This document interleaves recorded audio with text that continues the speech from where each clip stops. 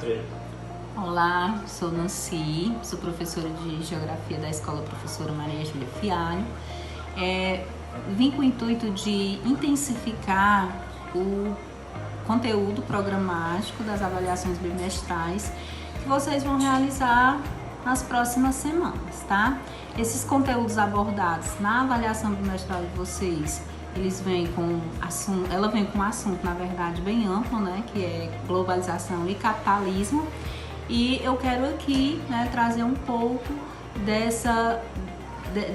desse conteúdo para estar intensificando no estudo da avaliação de vocês, tá? Então vamos aqui, gente. Falar de capitalismo, a gente já sabe, né, que capitalismo teve origem na Europa no século XV e XVI e se expandiu para outros lugares do mundo, né, como a Ásia, a África, a Oceania, que estavam sendo incorporadas na América Mundial, na economia mundial, na verdade. Seus principais mecanismos foram sendo alterados para se adaptar às novas formas de relações políticas e econômicas estabelecidas entre as nações ao longo do tempo, tá?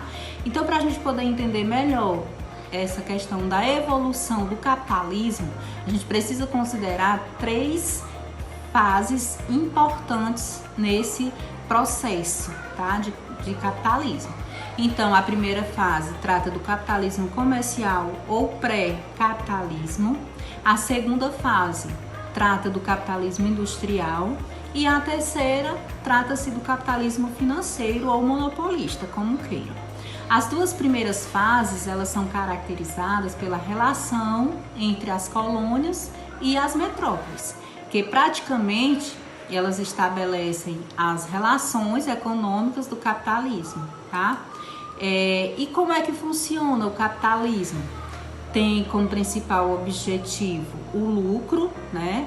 Se baseia também nas propriedades privadas por meio de produção. Tem no dinheiro os seus similares, que são os cartões de crédito, cheques, e que tem que é o seu principal meio de troca. Funciona conforme a lei da oferta e da procura, que é a economia de mercado. Nas relações de trabalho predomina também o trabalho assalariado. O trabalhador, ele vende seu trabalho para os donos de meio de produção. E também no sistema capitalista, a sociedade ela é baseada na divisão de classe, tá? O capitalismo comercial, que é a sua primeira fase, a gente já sabe que é o período das grandes navegações ou os descobrimentos, né? Quando novas terras, principalmente do continente americano, né, o Novo Mundo, passou a fazer parte do mundo até então conhecido. Ficou conhecido como Velho Mundo, né? Nessa época, os países da Europa Ocidental, que era Portugal, Espanha, França e Inglaterra, obtiveram grandes conquistas territoriais no Novo Mundo e fizeram dos territórios recém-conquistados as suas próprias colônias, tá?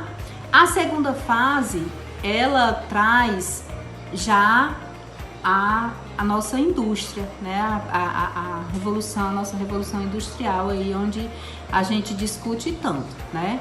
Essa fase, ela se estendeu do século XVIII ao século XX, foi marcada pela primeira e pela segunda revolução industrial e pela partilha da África e da Ásia entre as potências colonialista europeia, formando assim o imperialismo, né? A produção industrial, ela tornou-se a maior fonte de lucro e o trabalho assalariado passou a ser a relação típica do capitalismo, ou seja, quem recebia salário acabava consumindo os produtos que ajudavam a fabricar. O trabalho, ele tornava-se mercadoria. Aquele que não possuía meio de produção, nem capital, ele vendia a sua mercadoria, ou seja, a sua força de trabalho, que na verdade a mercadoria dele era a força de trabalho que ele tinha, né, para oferecer.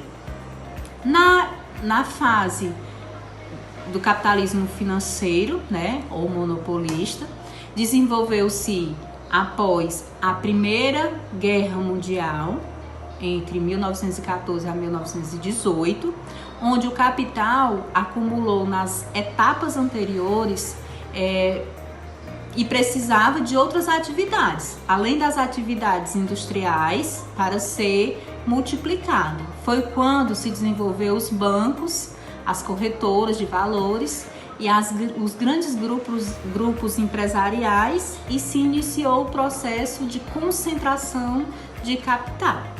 A união de capital industrial com o capital de financeiro, que eram os bancos, deu origem ao capital financeiro, que é a própria essência do capitalismo, tá? Essa concentração de capital nas mãos de poucas pessoas ou empresas trouxe como consequência a monopolização e depois a oligopolização de vários setores da economia, que passaram a ser dominados por grandes grupos econômicos, tá?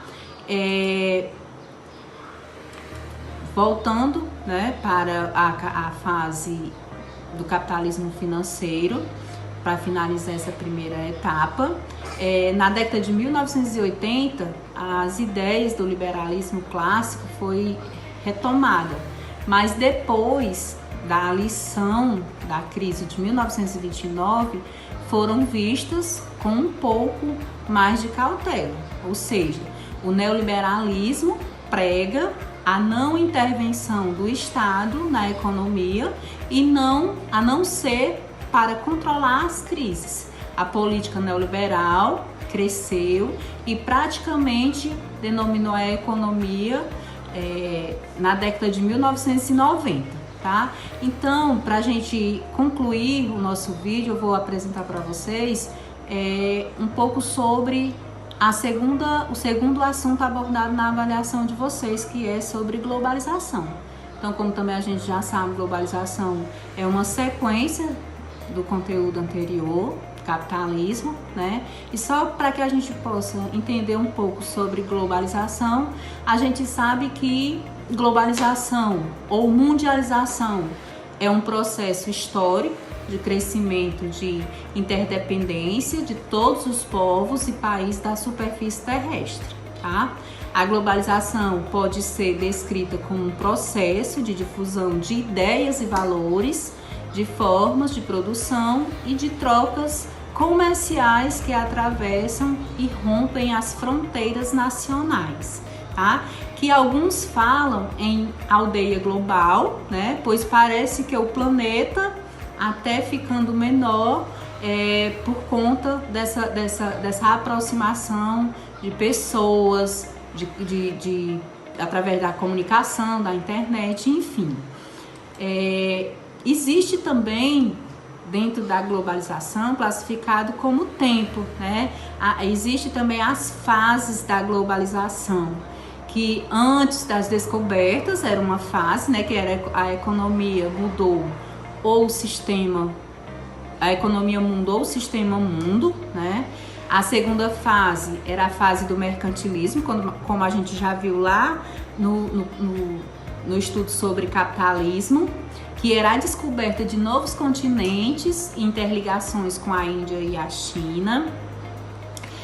A terceira fase foi a industrialização e colonização da América, né? A colonização americana, asiática e africana.